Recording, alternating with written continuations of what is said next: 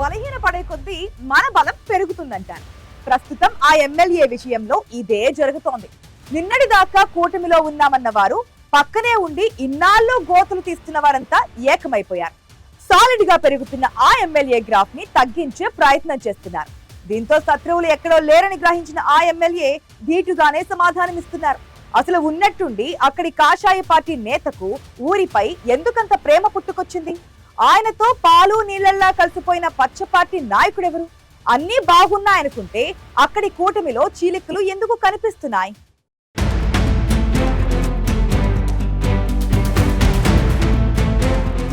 సముద్రాన్ని ఈదిన వాడు పిల్ల కాలువల్లో ఇబ్బంది పడాల్సి వస్తే ఎలా ఉంటుంది? అచ్చం అలాంటి పరిస్థితిని ఫేస్ చేస్తున్నారు శ్రీ సత్యసాయి జిల్లాలోని కదిరి ఎమ్మెల్యే కందికుంట ప్రసాద్. ఏకంగా దశాబ్ద కాలం పాటు ప్రతిపక్షంలో ఉన్న నియోజకవర్గంలో పార్టీని చెక్కు చెదరకుండా ఏకతాటిపై నడిపించి పడ్డచోటే నిలబడి గెలిచి చూపించిన నాయకుడు కందికుంట. కదిరి నియోజకవర్గానికి మొదటి నుంచి కాంగ్రెస్ పార్టీకి బలమైన ప్రాంతమనే ముద్ర ఉంది. పైగా పులివెందుల పక్క నియోజకవర్గం కావడంతో తర్వాత వైసీపీకి బలమైన నియోజకవర్గంగా మారింది. వాస్తవంగా 2009లో కందికుంట ఎమ్మెల్యేగా గెలిచారు. ఒక బీసీ నేత అయ్యుండి కూడా రెడ్డి సామాజిక వర్గం బలంగా ఉన్న ప్రాంతంలో తన పట్టు నిరూపించుకున్నారు. అయితే ఆ తర్వాత 2014, 2019 ఎన్నికల్లో వరుసగా 2 సార్లు ఓటమి చవిచూశారు.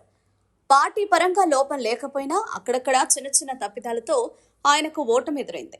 10 ఏళ్ల పాటు ఎమ్మెల్యేగా లేకున్నా నియోజకవర్గంలో పార్టీని బలంగా నిలపడంలో కందికుంట సక్సెస్ అయ్యారు.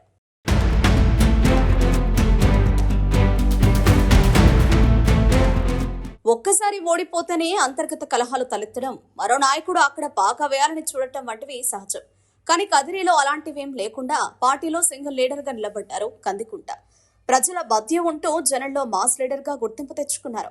అందుకే 2024 ఎన్నికల్లో ఆయన భారీ విజయం సాధించారు.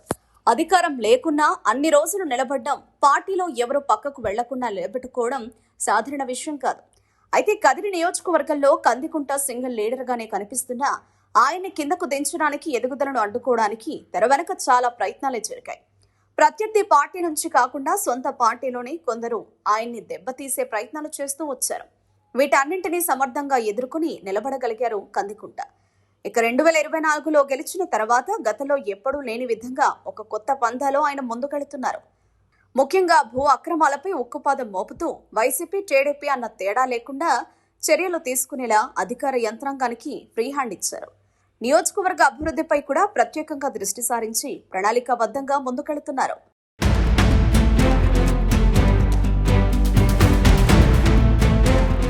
చారిత్రకంగా, ఆధ్యాత్మికంగా కదిరికి ఒక ప్రత్యేక గుర్తింపు ఉంది. దేశంలో నవ నరసింహాలయాల్లో ఒకటైన కదిరి లక్ష్మీ నరసింహస్వామి, ప్రపంచ ప్రసిద్ధి చెందిన తిమ్మమ్మ, మర్రిమాను, యోగి వేమన జీవ సమాధి వంటి క్షేత్రాలన్నింటినీ కలిపి నియోజకవర్గంగా టెంపుల్ సిటీగా మార్చాలన్న ప్రయత్నంతో ముందుకెడుతున్నారు కదిరి ఎమ్మెల్యే కందికుంట. ఇటీవల కదిరి బ్రహ్మోత్సవాలు, యోగ వేమన జయంతి వేడుకలు, తిమ్మమ్మ మర్రిమాను వద్ద శివరాత్రి వేడుకలను గతంలో ఎప్పుడూ లేని విధంగా ఘనంగా నిర్వహించారు. తనదైన ముద్ర వేసుకునేలా ముందుకెడుతున్న కందికుంటకు మంత్రి పదవి వస్తుందనే ప్రచారం కూడా ఇటీవల జోరుగా సాగుతోంది.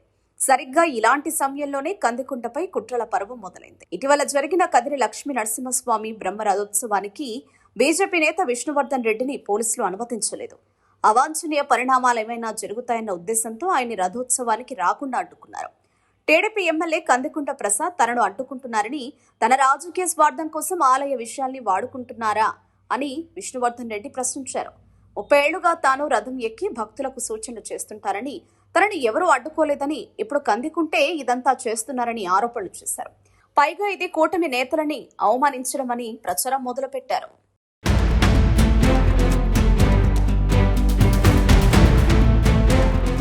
ఇదే రథోత్సవంలో బీజేపీ సీనియర్ నాయకుడు పార్థసారథి, ఆయన కుమారుడు వంశీకృష్ణను రథంపై ఉండేందుకు అనుమతించారు. కానీ విష్ణువర్ధన్ రెడ్డి ఇదంతా కందికుంటను దెబ్బతీయడానికి చేస్తున్న విమర్శలేనని మాట టీడీపీ వైపు నుంచి వినిపిస్తోంది. ఈ క్రమంలోనే విష్ణువర్ధన్ రెడ్డి మరో అడుగు ముందుకేసి కదిరి సబ్ రిజిస్ట్రార్ కార్యాలయం నుంచి కే ట్యాక్స్ వసూలు చేస్తున్నారని ఇటీవల కలెక్టర్ శ్యాంప్రసాద్ కు ఫిర్యాదు చేశారు. ఇంకా కొన్ని విషయాల్లో కందికుంట పాత్ర ఉందనే విధంగా ప్రచారం మొదలుపెట్టారు. ఇక్కడ విష్ణువర్ధన్ రెడ్డికి తెర వెనక సహకరిస్తున్న వారిలో టీడీపీ కీలక నేత ఒకరు ఉన్నట్లు ప్రచారం జరుగుతోంది.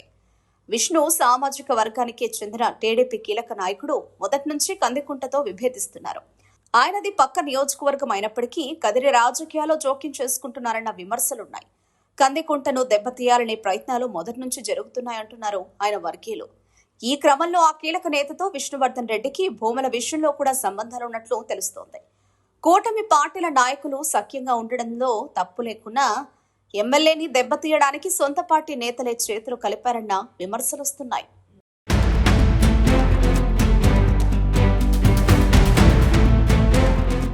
ఇప్పటికీ అనేక ఆటుపోట్లు ఎదుర్కొన్న కందికుంట ఇలాంటి వాటి విషయంలో మొదటి నుంచి జాగ్రత్తగా వ్యవహరిస్తున్నారని సమాచారం. అందుకే ఎప్పటికప్పుడు అధిష్టానానికి సదరు బీజేపీ నేత విష్ణువర్ధన్ రెడ్డికి సంబంధించిన అన్ని అంశాలను తెలియజేస్తున్నారట. ఆధారాలతో బీజేపీ అధిష్టానం దృష్టికి కూడా తీసుకెళ్లినట్టు తెలుస్తోంది. విష్ణువర్ధన్ రెడ్డి జాతీయ స్థాయి నాయకుడిగా చెప్పుకున్నా సొంత ప్రాంతంలో కనీసం వార్డు మెంబర్ కూడా కాలేదన్న విమర్శలున్నాయి. కదిరి నియోజకవర్గంలో రెడ్డి సామాజిక వర్గంలో ఎక్కువ మంది వైసీపీలో ఉంటారు. వారిలో చాలా మందితో విష్ణు లోపాయికారి రాజకీయాలు, ఆర్థిక బంధాలు ఏర్పాటు చేసుకున్నారని కందికుంట వర్గీయులు ఆరోపిస్తున్నారు. 2024 ఎన్నికల్లో టికెట్ కోసం ప్రయత్నించి భంగపడ్డ విష్ణువర్ధన్ రెడ్డి బెంగళూరులోని ఓ హోటల్లో వైసీపీ నేతతో రహస్యంగా సమావేశమయ్యారని ఆరోపణలున్నాయి. అయినా ఇలాంటివన్నీ తట్టుకుని కందికుంట గెలిచారు. ఎమ్మెల్యేగా గెలిచిన వెంటనే అన్ని అంశాలను అప్పటి బీజేపీ రాష్ట్ర అధ్యక్షురాలు పురంధేశ్వరికి ఫిర్యాదు చేసినట్టు సమాచారం.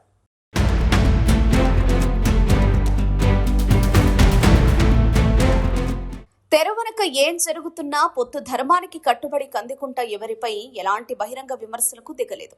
ఏ రోజు బయటకు చెప్పలేదు. మరోవైపు సొంత పార్టీ నేత విషయంలో కూడా కందికుంట కొంత ఆచితూచి వ్యవహరిస్తున్నట్లు తెలుస్తోంది. ఇటీవల బీజేపీ నేత విష్ణువర్ధన్ రెడ్డి వ్యవహారాల్లో సొంత పార్టీ నేతకు కూడా సంబంధం ఉందని కందికుంటకు పక్కాగా సమాచారం ఉంది. అందుకే అన్ని ఆధారాలతో పార్టీ పెద్దల దృష్టికి తీసుకెళ్తున్నట్టు తెలుస్తోంది. ఏదేమైనా కందికుంట విషయంలో జరుగుతున్న కుట్రలు కదిరి కూటమి శ్రేణుల్లో హాట్ టాపిక్ గా మారాయి. కూటమిలో విభేదాలన్న అంశాన్ని కూడా తెరపైకి తీసుకురావడం, కొన్ని బలమైన ఆరోపణలు చేస్తే ఓవైపు కందికుంట ఇమేజ్ దెబ్బతీయడం, ఇంకోవైపు ఆయనకు మంత్రి పదవిని దూరం చేయొచ్చన్న ఉద్దేశాలు స్పష్టంగా కనిపిస్తున్నాయి. మరి ఈ అంతర్యుద్ధంలో అంతిమంగా ఎవరిది పైచేయి అవుతుందో చూడాలి.